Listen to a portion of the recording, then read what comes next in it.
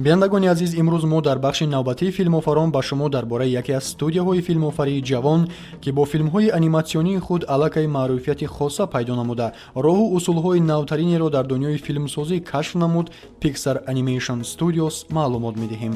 Маълумот хоҳем дод, ки чӣ гуна студияи Pixar шакли филмҳои пурраи аниматсиониро тағйир дод, чӣ гуна барномаҳои графикӣ барои сохтани аниматсияҳо бо сифати баланд истифода бурда мешавад ва онҳо чӣ тавр дигаргуна мешаванд, чӣ ба кадрбандии тасвирии классикӣ дастрас нест ва чаро қиссаҳоеро ки Pixar дар филмҳояш нақл мекунад, маротиб ба маротиб тамошобинонро ба ваҷд меорад. Таърихи ин студияи аниматсионӣ аз соли 1979 дар шаҳри Эмервиллис, штати Сан-Франсискои Амрико оғоз меёбад. Онро коргардони машҳур Ҷорҷ Лукас, азоздори ширкати Lucasfilm, ҳамчун як қисмати техникаи компютерии ширкаташ таҳти унвони The Graphics Group ташкил намуда, вазифаи онро асосан дар сохтани барномаҳои графикии дорои се андоза муайян карда буд. Аллакай дар замони худ гурӯҳи мазкур ба ширкати Lucasfilm бо коркард ва фурӯши барномаҳои компютерияш, хусусан барномаи Renderman, ба дигар ширкатҳои синамогароии ҷаҳонӣ ва ҳатто як қатор беморхонаҳо ҷиҳати истифодаи он дар рафти ҷарроҳӣ ва бардоштани аксҳои рентгенӣ даромади хеле зиёд оварда буд. Махсусан филми машҳури худи ширкати Lucasfilm бо номи Звёздные войны ё худ Ҷанговарони ситоравӣ, ҳамчунин дигар филмҳои ҷаҳонӣ ба монанди Titanic, Матрица, Властелин колец ва дигарон бо коркарди бевоситаи The Graphics Group ва барномаи графикии сохтаашон Renderman рӯи кор омадаанд. Барномаи Renderman чунин барномаи графикии компютерӣ мебошад, ки ба воситаи он метавон расму шаклҳои сеандозаи сифатан баландро сохта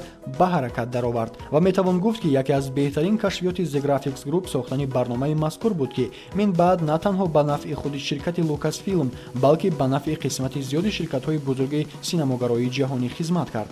Аммо бо вуҷуди пешравиҳои гурӯҳ соли 1986 замоне шуд, ки буҳрони молиявии ширкати Lucasfilmро дунболагирӣ кард ва ниҳоят Ҷорҷ Лукас маҷбур шуд, ки The Graphics Groupро бо маблағи $5 миллион ба асосдори ширкати Apple Стив Ҷобс бифурӯшад. Стив Ҷобс бо харидани The Graphics Group нақша дошт, ки онро ҳамчун ширкати мустақил барои озмудани имкониятҳои графикии компютерҳои истеҳсолии насли наваш дар ширкати Next Computer истифода барад. Ҳамин тавр 3 феврали соли 1986 The Graphics Group бо унвони нави ширкати Pixar мустақилан ба фаъолият шурӯъ намуд. номи ширкати навтаъсисро директори генералияш Элви Рей Смит гузошта буд, ки калимаҳои ихтисоршудаи англисии пиксел, нуқтаҳои рангин ва арт санъат мебошад, яъне дар маҷмӯъ маънои санъати нуқтаҳои рангинро дорост. Дар аввал ширкати Pixar ба истеҳсоли барномаҳои компютерии Pixar машғул гардид, аммо аз ин ҳисоб даромаде, ки Стив Ҷобс умедвор буд ба даст наоварда, баръакс миллионҳо доллари дигар зарар дид. Бинобар ин ширкатро ба ҳоли худаш гузошта, тиҷораташро дар ширкати Next Computer идома дод. Акнун ширкати Pixar боист, ки кормандонашро аз ҳисоби даромадҳои худи ширкат бо маош таъмин намояд. Аз ин рӯ тӯли чанд муддати дигар ба сохтани рекламаву роликҳои тарғиботии фармоишӣ пардохт. Аз аввали ташкили The Graphics Group тамоми кормандон орзуи филмофарии аниматсионӣ бо усули навро доштанд ва созандагони барномаи Renderman низ мехостанд, ки барномаро худашон дар амал бо ворид намудани имкониятҳои нави маҳз хоси Pixar татбиқ намоянд. Аз ин рӯ бо ғайратмандии ду корманди ширкати навтаъсис Эд Кетмелла ва Ҷорҷ Лассетера, Pixar ба сохтани аввалин филмҳои кӯтоҳмуддати худ оғоз намуд. ҳамин тавр охири соли 1986 филми кӯтоҳмуддати Люксои хурдӣ ба экран баромад, ки минбаъд лампаи рӯймезии Люксо прототипи нишонаи студияи Pixar гардид. Бо ҳамин роҳ студияи аниматсионии Pixar маротибаи аввал ба туфайли филми кӯтоҳмуддати Люксои хурдӣ соҳиби ҷоизаи Оскар гардид, ки таваҷҷӯҳи дигар ширкатҳои синамогароӣ, махсусан Уолт Диснейро ба худ ҷалб намуд. ҳатто Стив Ҷобс ҳам аз ин ва баъд вазифаи студияро тамоман дигар карда, пурра фаъолияташро ба самти сохтани филмҳои аниматсионӣ роҳандозӣ намуд. Дар аввал студияи Pixar бо сохтани филмҳои кӯтоҳмуддани аниматсионӣ ва ҷалби кормандони баландихтисоси соҳаи информатика услуби корашро бо дизайни табиати воқеӣ, унсурҳои табиат, хок, об, оташ, бод, ҳаракати воқеъбинонаи қаҳрамонҳо, ҷилои рангҳои ниҳоят зебои гӯё аслӣ, сохтани ҳама гуна декоратсияҳои бузурги саҳнаҳои филмҳояш такмил медод, ки ин имкониятҳо дар кадрбандии тасвирии классикӣ дастрас нест.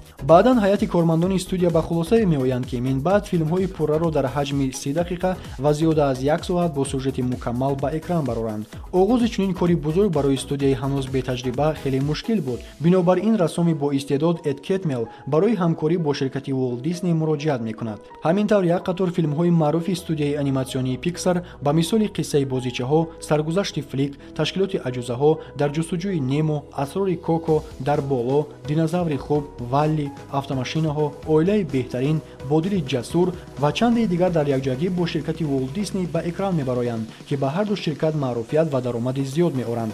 24 январи соли 2006 ниҳоят ширкати Walt Disney студияи аниматсионии Pixar-ро аз Стив Ҷобс бо маблағи $7.5 миллиард харидорӣ мекунад. То ба имрӯз студияи аниматсионии Pixar беш аз 16 ҷоизаи Оскар, 15 ҷоизаи Академия, 9 глобуси тиллоӣ ва дигар ҷоизаҳои ҷаҳониро барои истеҳсоли филмҳои беҳтарин ва эҷоди усулҳои навтарини кадрбандии аниматсионии сеандозавӣ ба даст овардааст.